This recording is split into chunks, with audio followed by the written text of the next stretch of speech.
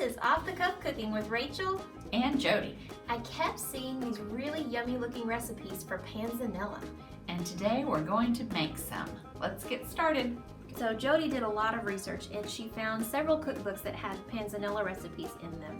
The one that we're primarily using today comes from the Pioneer Woman Cooks Dinnertime by Ree Drummond, but we are incorporating some elements from other recipes. So we're going to start off by making our dressing. 1/4 cup of olive oil, a tablespoon of red wine vinegar, but I like red wine vinegar, and so I put 2. I was going to say, just a tablespoon, that's not enough. That's not enough. And then she just said salt and pepper to taste. I just threw some in there, you know. Her recipe did not call for garlic, but I thought we needed some, you know, and you did too, and so there's some garlic, and I thought we'd put that in there. You're in charge of shaking this. Okay. The first thing you're supposed to do is get a loaf of day-old French bread and cut it into 1-inch cubes, drizzle it with olive oil, and then put it in the oven at 275 degrees for about 25 minutes so it gets really crispy. We chopped up some tomatoes, an English cucumber, seeded and sliced. Ooh. Some black olives, also not in Ree's recipe, but you know, Jodie and I like olives. Some sliced red onions. We're just gonna give this a good toss. So now we're gonna throw in some shaved Parmesan cheese. She said a good amount. I didn't really know what that was, but I think this looks like a good amount. 25 basil leaves, cut chiffonade. That's very specific. I thought so too. I'm gonna pour this bread in here. You throw some dressing on there. Okay.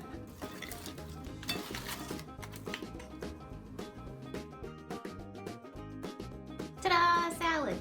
Now she says you can let this sit for like an hour or 2 even before you serve it. And I think we should eat it now. So you had this good idea earlier to put the dressing on, and then you could let it sit for a long time, or however long you wanted. Without the bread. Yeah, without the bread. And then just add the bread right before you're ready to serve. I think that's good. That's good. I love it. Mm-hmm.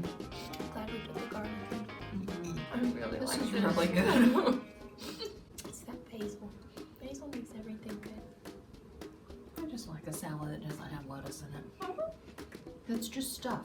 Yeah. And remember when I said, are we going to do anything about Valentine's Day? Mm-hmm. And you said, no. That's not true. What did you say? Well, I don't know. But it was no. We were talking about the salad, Mm-hmm. and I said, well, since it's going to air February 10th, Mm-hmm. would you like to do something for Valentine's Day Oh. too? Remember that? Oh, yeah. Yeah. And you said, Nah. nah. Well, I couldn't let that happen because we have to do something For Valentine's Day. I made this for my husband, Oh, but you might want to make one for Clint. okay. So see, little My dinosaur. heart's And look, the little half heart. It's a heart. That's Yeah. cute. And then this recipe, it might be in a book. I just made it You just because I made it? liked it. I used to make this all the time. And I get my kids will be like, where are we taking that? Because they knew we weren't eating. But I was sneaking. I had to sneak it in. Okay. I have no idea what this is. What? Look at that. That is fancy. Yeah. Are you sure you didn't pull that out of a Hostess box? No, I made that. You did? Yes, because last night, before I went to bed, I said, don't eat the brownies. And my husband thought that was really funny because I'm always saying, I made this stuff, you can't eat it. Yeah. But I told him he could have some today.